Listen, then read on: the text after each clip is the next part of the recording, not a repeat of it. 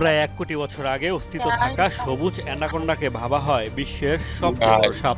Amazon জঙ্গলের অগভীর এক জলাশয়ে সেই অ্যানাকোন্ডার নতুন এক প্রজাতির সন্ধান পাওয়ার দাবি গবেষকদের।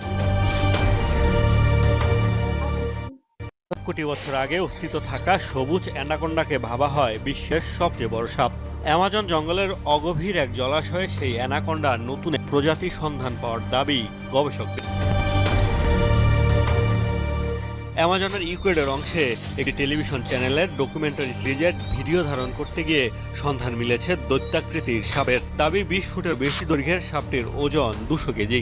এই গবেষণার নেতৃত্বে ছিলেন ২০ বছরেরও বেশি সময় ধরে লাতিন আমেরিকার বন জঙ্গলে অ্যানাকোন্ডার নতুন প্রজাতির সন্ধান চালানো অস্ট্রেলিয়ান গবেষক গ্রান্ট ফ্রাই।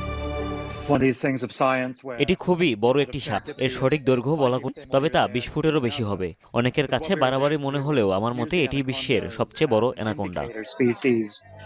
গবেষকদের দাবি অ্যানাকোন্ডার নতুন এই প্রজাতি এখনও নথিভুক্ত হয়নি, তবে বিরল সাপটি স্থানীয় আদিবাসীদের কাছে বেশ পরিচিত।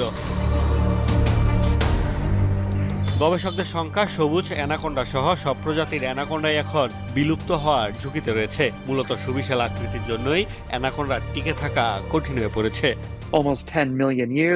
টিকে থাকার জন্য অ্যানাকোন্ডারা বর্তমানে নিশ্চিতভাবেই লড়াই করছে। অ্যামাজন জুড়ে এই সাপ রয়েছে অস্তিত্ব সংকটে। প্রাণীর আকার যত বড়, প্রকৃতিতে তাদের টিকে থাকা তত কঠিন। বড় সাপের জন্য প্রয়োজন গভীর জলাশয়, কিন্তু বৃষ্টিপাত কমে যাওয়ায় জলাশয়ও কমছে। বিশাল আকৃতির হলেও অ্যানাকোন্ডা বিষধর নয়। দক্ষিণ আমেরিকার উষ্ণ অঞ্চলগুলোর পানিতে বা পানির কাছে এ সাপের দেখা মেলে।